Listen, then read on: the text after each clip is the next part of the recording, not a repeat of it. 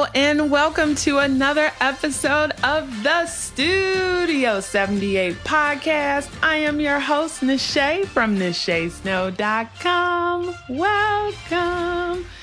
Oh my goodness. So I just have so much to share with you guys today, but I'm going to try to keep it short.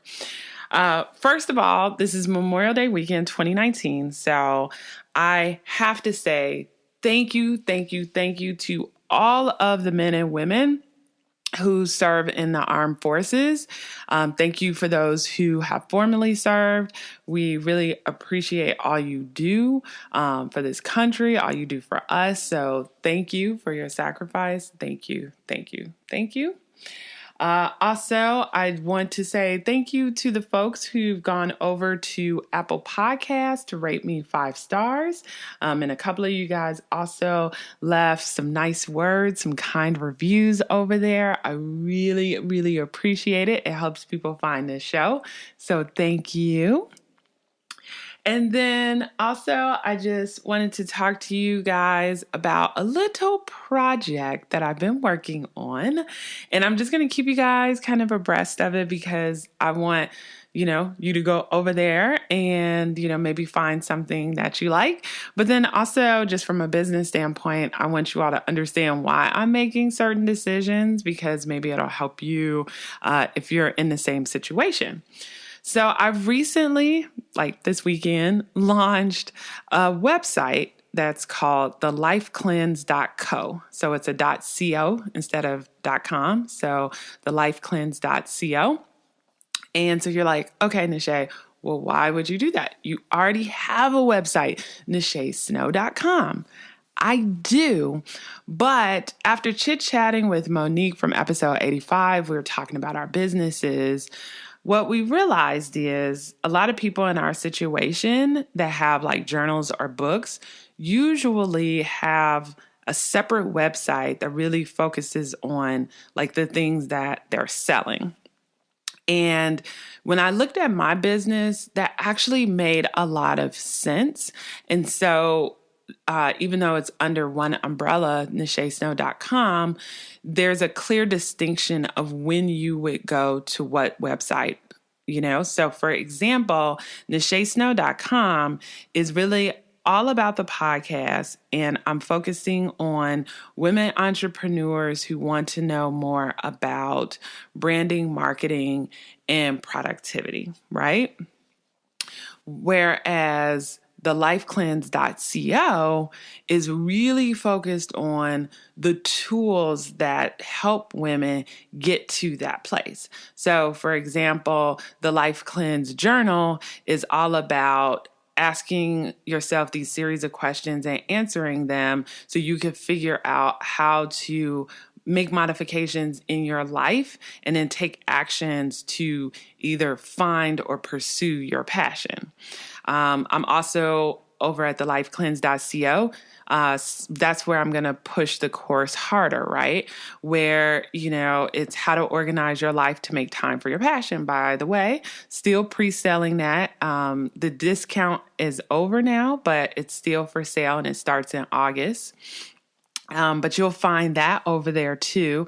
And that is really helping women, entrepreneurs, side hustlers, and full-time people to really figure out how to make time. And even if you don't have a business, but you want to make time to pursue a passion like knitting or crocheting or punch needle or whatever, it walks you through how you could do that. And then I'm going to provide tools that you can use just to continue to organize your life in general, but then also tools to help organize your business if you decide to take that passion to the next step.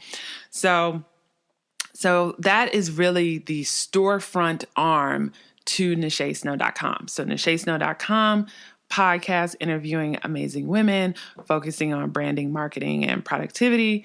TheLifeCleanse.co, focusing on productivity, goal setting, journaling, and inspiration. Because, even I have, I'm going to try out Printful, which I'll give you guys an update on in 6 months.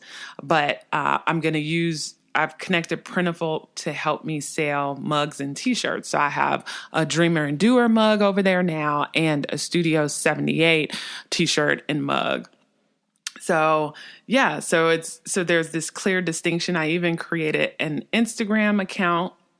I had to call it Total Life Cleanse because the life cleanse was taken, which sucks. But so you'll find that over on Instagram, Total Life Cleanse, and the separation there too, right? If you follow me on NacheSnow.com, I'm going to feature women. I'm going to feature amazing businesses, and then also some personal items like, of course, how my plants are doing and my stationery runs.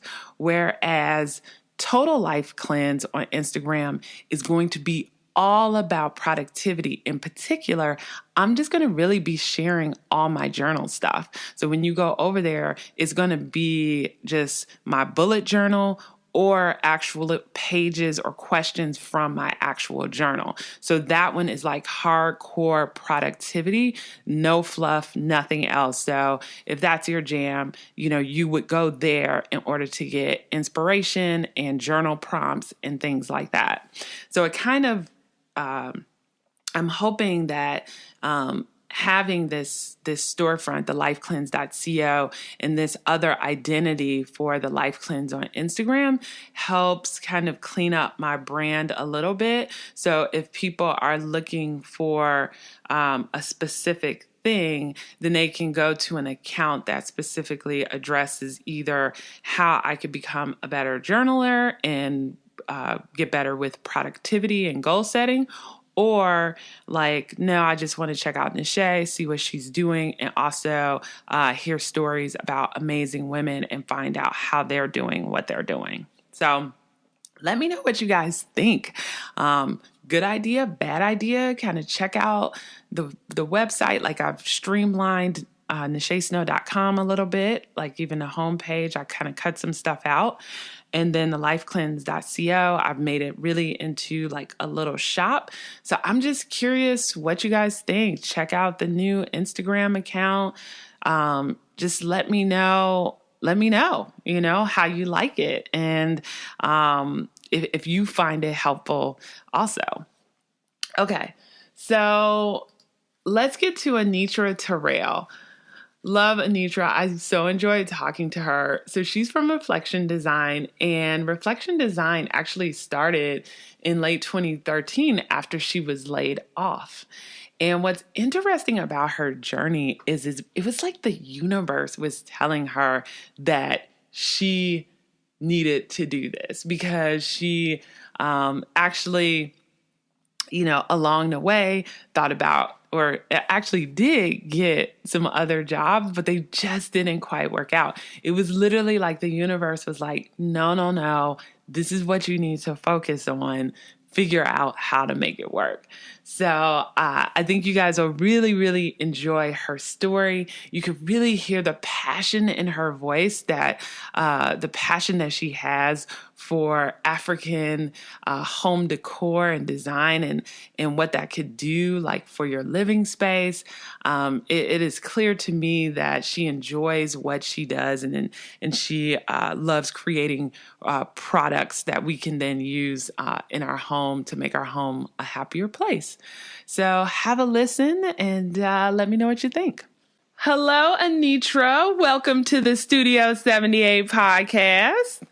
Hi, thank you for having me. Yes, I'm really excited that I discovered you on Instagram. I saw all of your beautiful things and I'm like, oh my God, they're gorgeous. I need to have her on here. But before we dig into Reflektion Design, can you just tell the listeners a little bit about your background before you decided to start this business? Yes.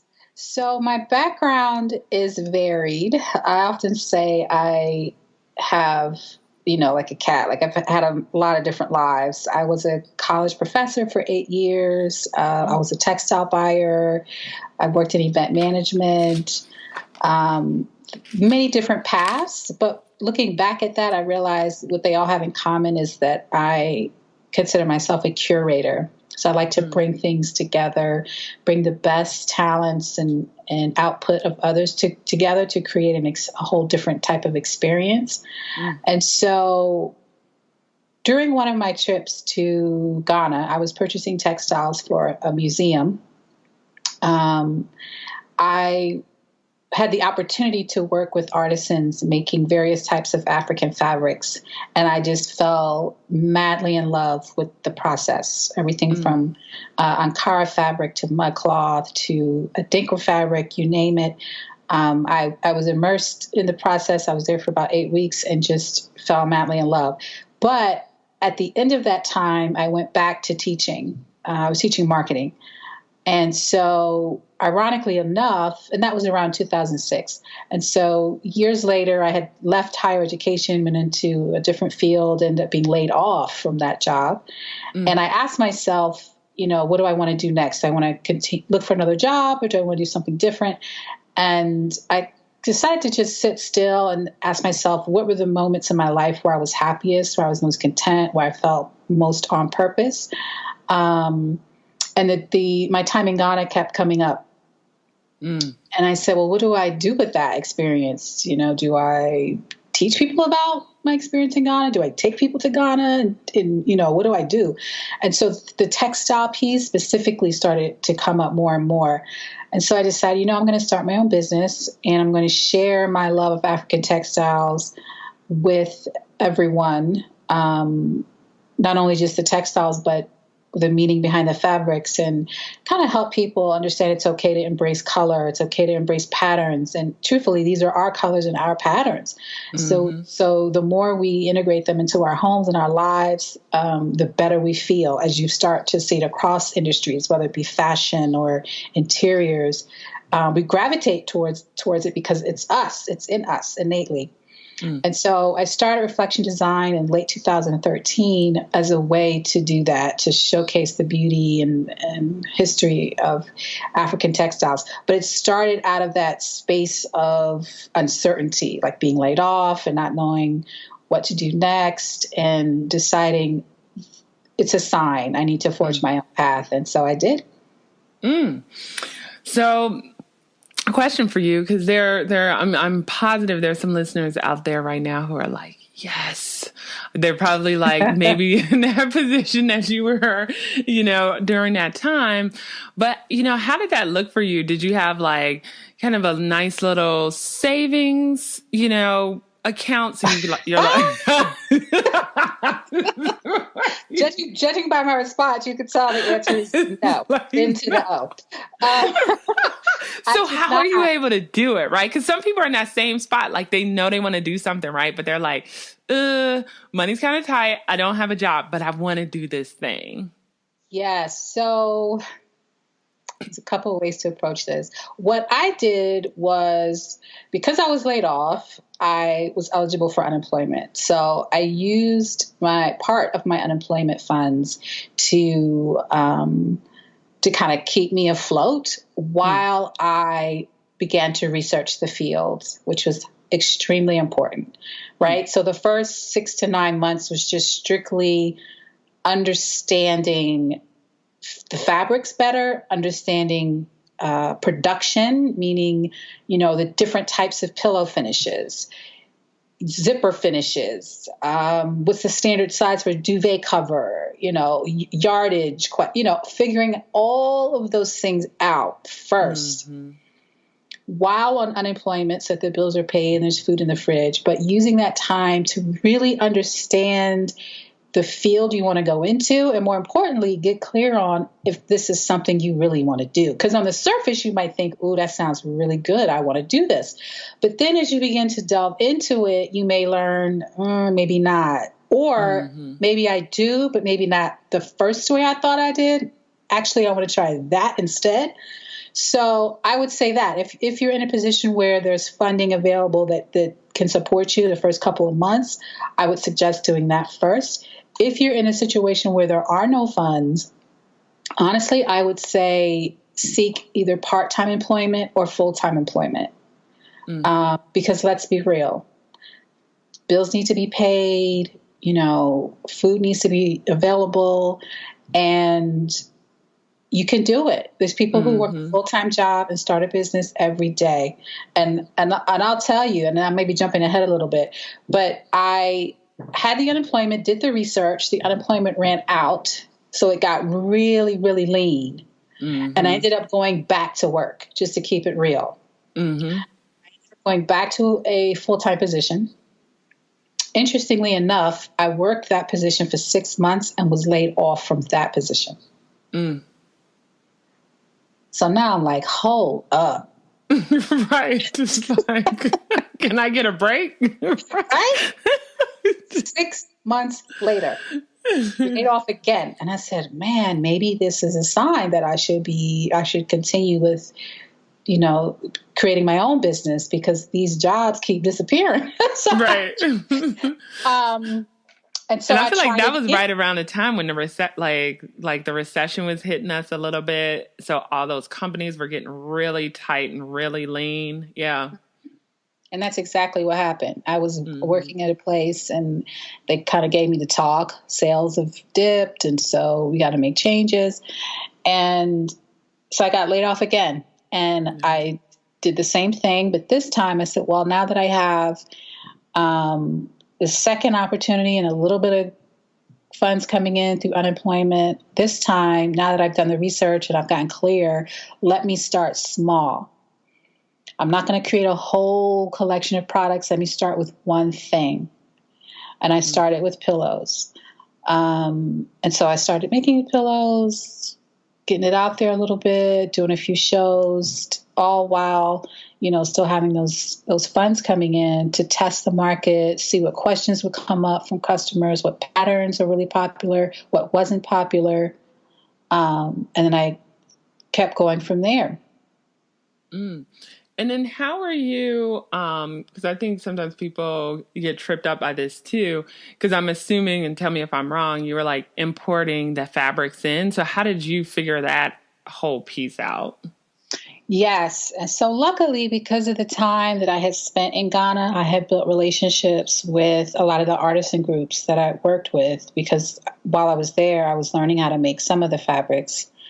And so I kept in touch with probably two of them and just reached out to them and asked if they would be willing to partner with me in supplying fabrics.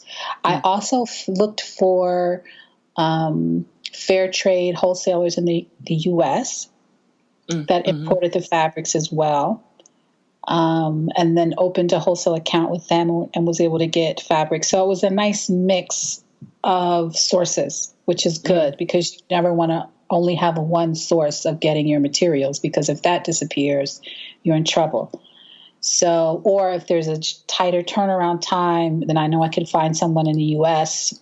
allow me to get the fabric quicker, whereas in Ghana, it would take several weeks for the fabric to arrive. So just utilizing the contacts that I made while I was there, as well as seeking out people in the U.S. that I could also get fabrics from. And then were you making the pillows by hand? So you would get the fabrics in and then do everything, or were you paying someone to make the pillows for you? So initially, yes, I was making the fabrics myself. Making the pillows myself. And I realized quickly that was not a sustainable business model.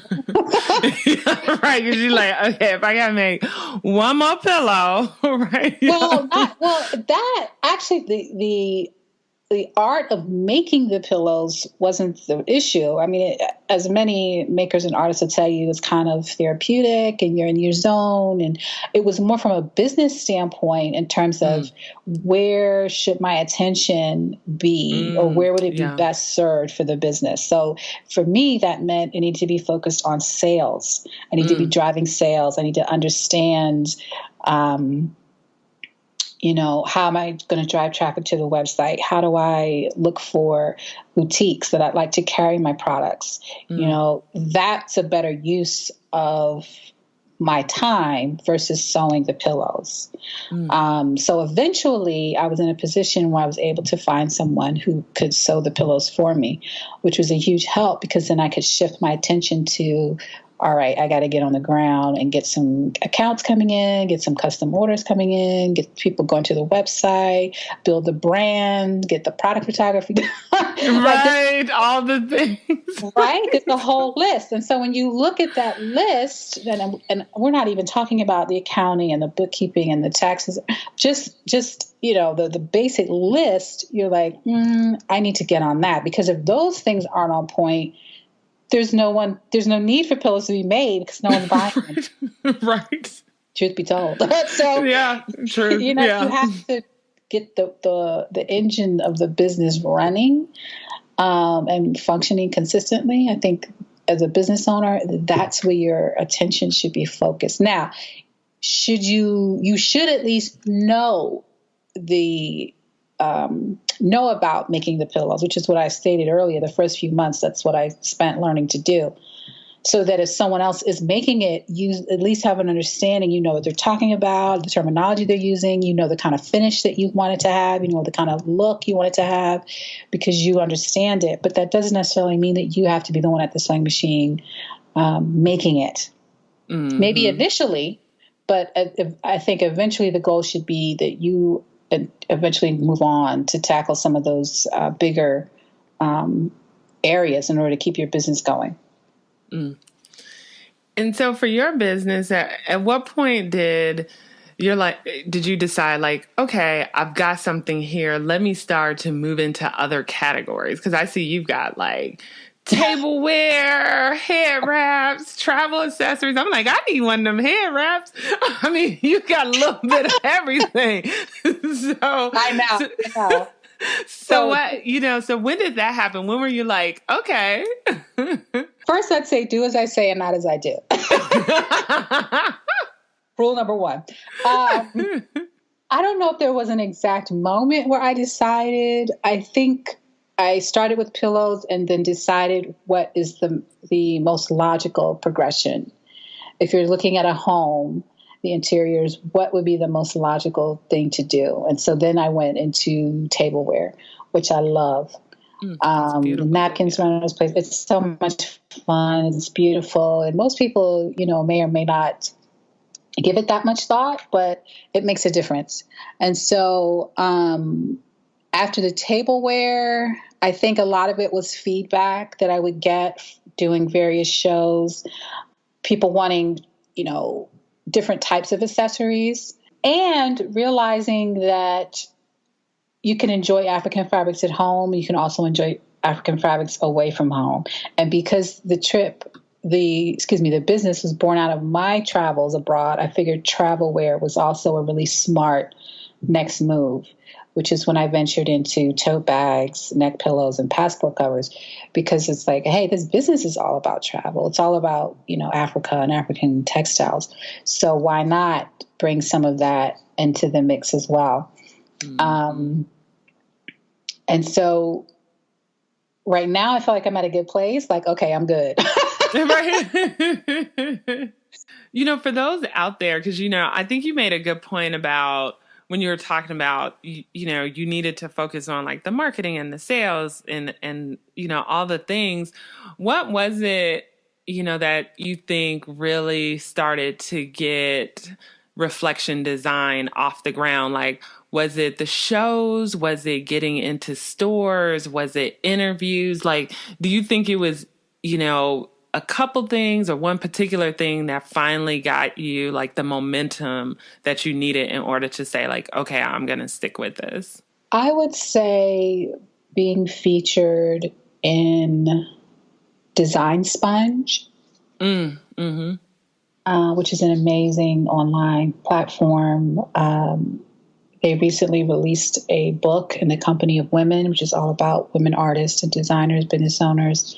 Design Sponge has always been one of my favorite places to go for inspiration and information. And so for them to contact me and say, we'd like to feature you on our website, I was blown away, because I was like, wait, y'all even know who I am? Right. Like, okay. Right. I love them too. Right. And so I think that was fairly early on in the business. And I think that confirmation was like, all right, you're on the right path, you're doing the right thing. And it was kind of a snowball effect from there. From there, I was featured in Heart and Soul magazine a couple times, Essence online. And so I think just that initial, kind of introduction to the world, so to speak, through Design Sponge, I think that kind of, created a snowball effect and helped me realize that not only was I on the right path, but what I was doing was resonating with people in a really positive way. And I guess, for the listeners out there, it's so weird. It's like the more you put yourself out there, the more you could get discovered, right? It might, you never know which post it's going to be, or if it's going to be someone in particular sharing something and then their friend happens to work at the Design Sponge or Essence. It's just, for me, it seems like the point is to just make sure you're constantly putting yourself out there so you can get noticed. Would you agree with that? Absolutely. And not only from just being consistent in your work, but also a lot of the platforms that we use, social media, whether it's a blog, just from a trying to think of the right word, but just from a algorithm standpoint, the more consistent you are, the more likely you'll be found in search results. So even down to that level, like the more active you are on Instagram, the more likely that the Instagram algorithms will find you. The quicker people comment on your posts, that affects where you show up in the rankings. The more, keyword rich your blog posts are, the more likely you will show up in Google search. So not only from that, kind of natural standpoint of just being consistent in your work, but also from the day-to-day, how to, make moves in your business, you have to be consistent or else you will not show up. Mm-hmm. I agree. And then for you, did you decide to continue to do this full time, or did you decide to go back to the 9-to-5 world and do this on the side? So I was working after the second layoff. I was like, all right, that's it. It's a sign. I'm getting laid off twice. This is crazy. I'm going to do it. I was supposed to be an entrepreneur. This is what I'm going to do. And so that's what I did. For at least another 2 years, I was going gangbusters doing my business. And yet again, I said, oh, things are getting a little lean, a little tight. Maybe I should go back to work. Mm-hmm. But this time I said, I'm going to be very intentional on the type of work that I look for. And I only looked for part-time positions that were fairly close to home and were creative in some way, shape, or form. Ooh, smart. Yeah.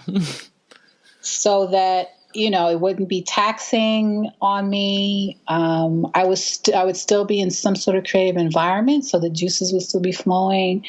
And so I did that. I ended up finding a part-time position that was close to home and in a creative environment. And wouldn't you know, true story, y'all, true story. Wouldn't you know that probably about 6 or 7 months into that position. Oh, God. True story. The company packed up and relocated to another state. Oh, my God. I know you were like, okay, nope, I'm done. I'm just going to hit these sales real hard. and that's where we are today. I'm hitting those sales real hard. Right? Because that is the universe talking to you. Loud and clear. Oh, goodness. Oh my goodness. Okay, I'm listening now. I was kind of listening before, but now I'm listening. Now I'm listening. And so for you, so now that you're just like, okay, this is my thing. This is what's meant to be my thing. The universe is telling me like, this is my thing. Like, what were some of maybe like the changes you made to be like, okay, let me try to get myself out there even more? Was it raising prices or really just focusing on like sales, you know, like and I know you still might be figuring it all out now, but what has been some of your strategies? First and foremost, getting systems in place. Yes. As much as we might want to freestyle our business, freestyle our lives and everything, when it comes to your business, there is creativity, but in my opinion, what really takes you to the next level are systems. Mm-hmm. So figuring out what programs should I be using in terms of scheduling social media? What's going to be the best email marketing program? What's going to be my email marketing period? What am I going to talk about? Planning out, for the quarter. What's the focus going to be for the quarter in terms of messaging, in terms of what products to focus on, what holidays are coming up during this quarter that relate to the brand so that we could tie that in. Being more of a planner and getting the systems in place to help facilitate those plans was step one. And even before that, it was getting clear on what is the brand, who is my customer, where is she? Who is she? What does she aspire to in life? Figuring out what my brand story is so that I can better communicate that. Because then that informs what your social media is going to look like. That informs what the blog's going to look like. That informs the kind of product photography you take. Who are you as a business and what's unique about what you're doing and who is your customer, and tying that all in so that every time you speak, whether it's on a blog or on social media or wherever you're speaking, it's consistent, it's on brand, and it talks to the customer. They feel at home. They feel like, oh, this brand is for me. I can relate. I love what they're doing, and I want to support or I want to share what they're doing. So I had to get laser sharp focused on that. Then figure out what the plan is. So for the quarter, this is what we're going to do. So getting systems in place was paramount. Figuring out the brand and the customer, and then getting systems in place was important. I would also say another thing that I did was product photography. Yeah. Getting a better handle on that, figuring out, what is my style going to be, and having a little bit more fun with it. If that makes sense. Because sometimes we get in our head, we get eyes down, we're focused, and it becomes more of a chore and a labor as opposed to a labor of love and a labor of creativity. So just allowing myself to have more fun and not being afraid. Right. Yeah. And especially, since this is like, your business now, it's something that you just fell in love with, and you still want to make sure that you continue to be in love with it, enjoy what you're doing. So you do have to figure out how to like make sure you're still having fun with it. So it's not like you're getting up like, okay, let me see how I'm going to make some sales today, Right. You have to keep the spark going. Keep the spark going with your business. And so I like to do that just by playing a little bit, meaning where can I go for inspiration? A museum or nature or, I listen to a lot of different types of music, and I listen to a lot of Afrobeat and, music from the continent. It's like, this is what my business is about. So let's embrace all of that, go out and get some Ethiopian food and just immerse myself in the many elements of the various countries in Africa so that I can stay connected and inspired and and just keep that connection going. Love it. Yeah. And then before we wrap up here, I wanted to ask you because, the listeners know I'm like big productivity junkie. So it just warmed my heart when you said processes. Yes, girl. So I'm just curious. Right. Like, it's your survival, right? It's like having those processes in place. But I'm just curious because I know the listeners are going to want me to ask this. Like, what are some of your favorite, like, software? Because you mentioned, like, email and, some other things. So are there any software applications that you kind of, like, live and die by because you rely on them for your processes? Yes. Two of my favorites are Tailwind, which is a program that helps you schedule Pinterest posts. And that's been one of my strategies for this year, is to choose a social media platform that I haven't really focused on that much. And this year, Pinterest is that focus. And so the first question was like, okay, we're going to focus on Pinterest, but how are we going to find a system in place so that I'm not spending 8 hours a day posting stuff, pinning on Pinterest. So Tailwind is really great for that. They have a free option, I think up to 100 pins. And it's good because it posts automatically, which is nice because a lot of the programs, you can upload the stuff, but then you still have to go in and manually post it. Tailwind is cool because they post it automatically. They look for the optimal times that your people are online and pin your stuff at that time. So that's a good one. And then the second one that I used for Instagram is called Preview. And it's similar in that it allows you to plan your Instagram posts. And I'm a very visual person, so Preview is great because you can upload the images that you're thinking of posting, and then you can move them around if it doesn't quite look the way you want, or it doesn't convey the right mood or the color scheme that you're going on or theme that you're using at that time. So you can move them around and schedule them. It doesn't post for you automatically, but it does shoot you a reminder that, hey, it's time to post. And you can set the time for when you want to post. So those are two good ones that I like, Tailwind and Preview. Perfect. And then also before we got to the wrap-up questions, can you explain, because some people out here that are listening, some are familiar with African fabrics and some aren't.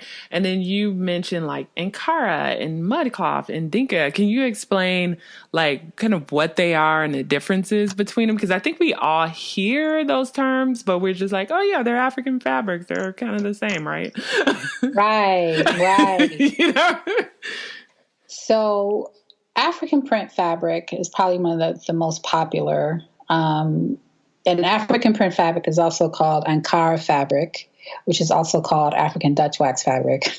It goes by many names. And that's a whole other story as to why it has so many names. But African print fabric is the most popular. That's a fabric that you see primarily used right now in a lot of African fashion.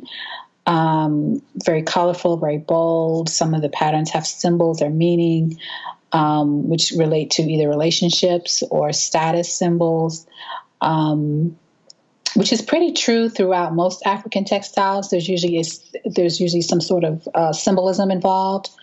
Mudcloth, on the other hand, is a thicker textile that is made through as the name implied, through fermented mud that is then stamped onto woven fabrics. That's probably, it's hard to choose a favorite, but mudcloth the past few months has been creeping up as my favorite because it's beautiful. And that's the one that you've been seeing a lot in the home decor space, a lot of mudcloth pillows, white background with the black stamping or black background. A lot of mudcloth runners. I see people doing mudcloth bags. That one is very popular right now in a lot of the home decor space, whereas African print fabric you see a lot more often in clothing. And is the weight different? Like the weight of the Yes. fabric? Okay. So the mud cloth is like a lot thicker. So like if you pick it up, like you're like, okay, I could tell that this is almost like upholstery weight fabric. Yeah, mud cloth Okay. can definitely be used as a upholstery weight. It's a little thicker weight. African print can also be used as upholstery, but it varies in its thickness. So you definitely want to check with a professional before you choose that fabric for upholstery. But African print has your typical kind of medium cotton weight, like you would see in most cotton fabrics, whereas mud cloth is woven, so it's much thicker. Same thing with a Decor cloth; it's also woven, and the difference is the Decor cloth, you'll see stamps on that fabric as well, similar to mud cloth, but the stamps are actually very specific symbols called Adinkra symbols, and those symbols.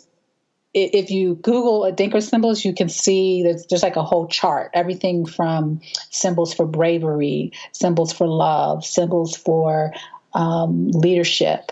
And so with the Adinkra fabric, those specific symbols are stamped on the fabric, which could tell a whole story based on the symbols that are used. And that too tends to have a thicker weight to it, but not so thick that you couldn't use it for a variety of purposes.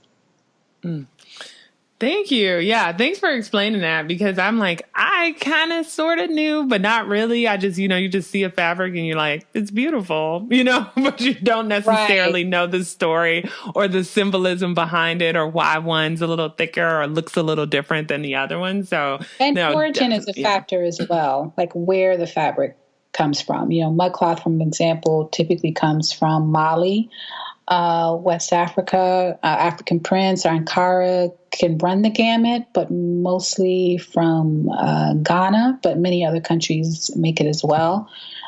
Same with the Decor cloth. So a lot of times it's based on the country of origin and as well as the process of how it's made. Love it.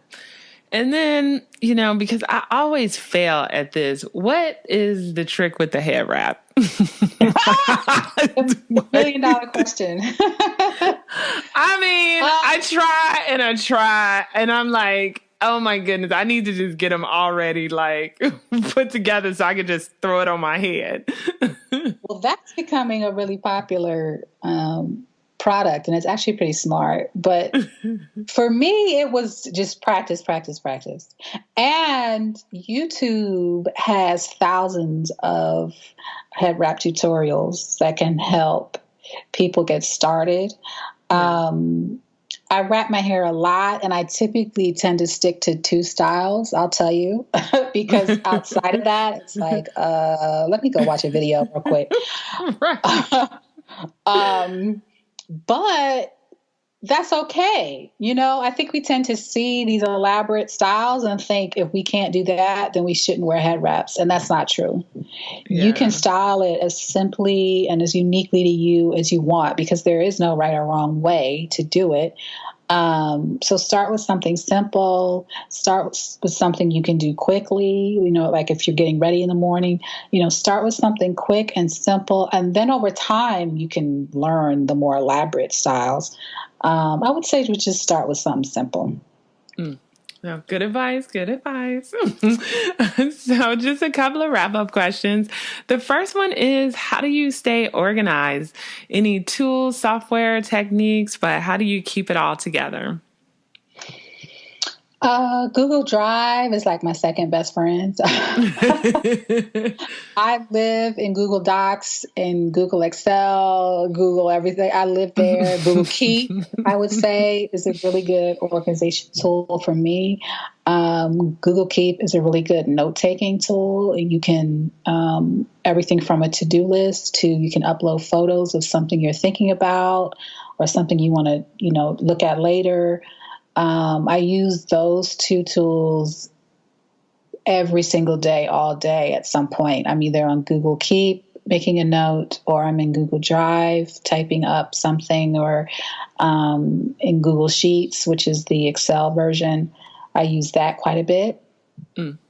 I think those keep me organized the most, more than anything. And actually my calendar, believe it or not, I use the calendar on my phone, and that's pretty much my go-to before I agree to anything or disagree to anything. The first thing I do is look at my calendar, like what's going on this week, what's pressing, what can I move to another day, and just committing to keeping that calendar up to date is the second part. You can have these systems, but if you don't commit to utilizing them, they're no good. And the beauty is once you use them and find out how much they help, you want to do it, like you right. Want your calendar and put information in there. You want to go into Google Keep and, even if I'm doing a trunk show, I'll go into Google Keep and write a list of the things that I'm taking to that show.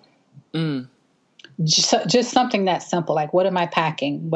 Because then you start to have a running list. Okay, I took this items to this show and this is how they did. But then I took them to this show and they did like that. So maybe I need to do things, because the systems help inform your strategies.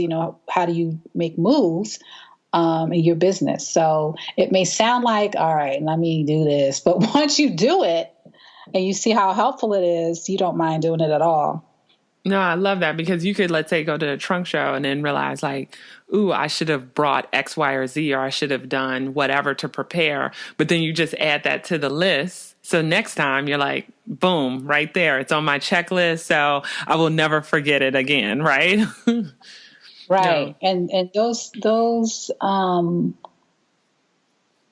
bits of information, they play a huge role. Like I said, when you're thinking about strategy and you're thinking about, how do I put systems in place?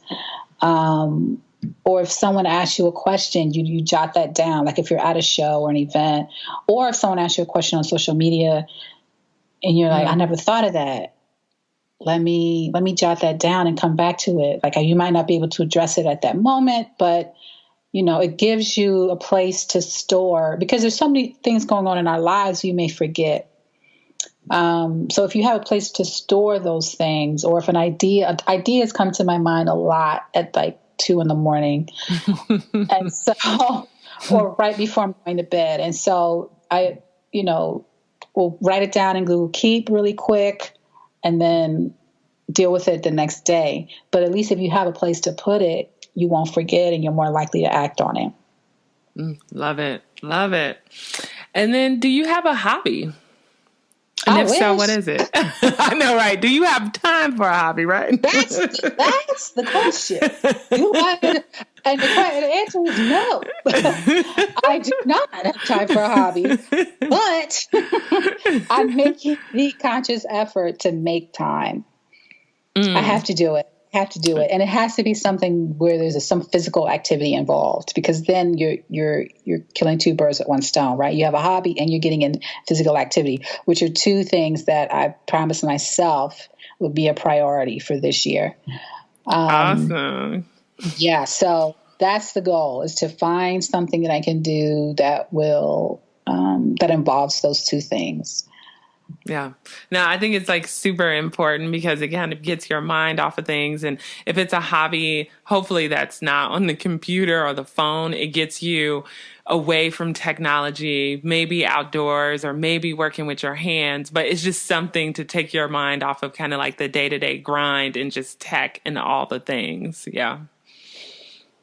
Yeah, absolutely. Absolutely. Because, you can, and you don't necessarily realize it, but you can get so immersed that you realized, you haven't looked away from the computer in hours, or you haven't been outside in hours, or you haven't had any kind of physical activity in weeks. Mm-hmm. And that stuff starts to take its toll. And so, in order to have the freedom and the enjoyment of entrepreneurship, you have to be around to enjoy it. Exactly. And then please tell the listeners where they can find you, any social media handles, shows you've got coming up, anything you'd like to share with them. Yes, you can shop the collection at reflectiondesign.com, and that's reflection with a K, not a C, reflectiondesign.com. I'm also on Instagram, Facebook, and Pinterest under the same name, Reflection Design. Well, Anitra, this has been an absolute pleasure. Thanks for sharing your journey with us. Thank you. Thanks so much for having me. It's been awesome talking to you, sis. All right. I hope you guys enjoyed that episode. I swear I have the best guests. I love all my guests. You guys know I just love them all. But anyway, I feel like the takeaway from this episode is listen to the universe, people. Okay? The universe will not steer you wrong. Listen to it. It's so funny. I almost named this episode What to Do When the Universe is Telling You to Follow Your Passion. And that is so clear in her case. It was like the universe was like, nah, you're not going to work for somebody else. You're going to work for yourself. So I'm glad too that she mentioned after the last layoff, the thing that is helping her to get to that next level is processes, because that is huge. Like even right now, I'm looking at my processes and how I can change them in order to like help my business. So thanks, Anitra, for that tip. Really appreciate it. So if you guys want to get links to any of the things that she mentioned, remember you could just head on over to the show notes, which is at NACHESNOW.com/87. All right. And if you are new over here and you like this episode, please, wherever you're listening to this episode, subscribe, be it Apple Podcasts, Androids, one of their podcasting apps, Stitcher. I'm on YouTube, but please definitely subscribe so you don't miss a show. All right, folks, this is a wrap. Hope you had an amazing Memorial Day weekend, and I hope the rest of your week is just as amazing. And I will talk to you guys next week and bring you another amazing guest. Have a good one. Take care. Bye.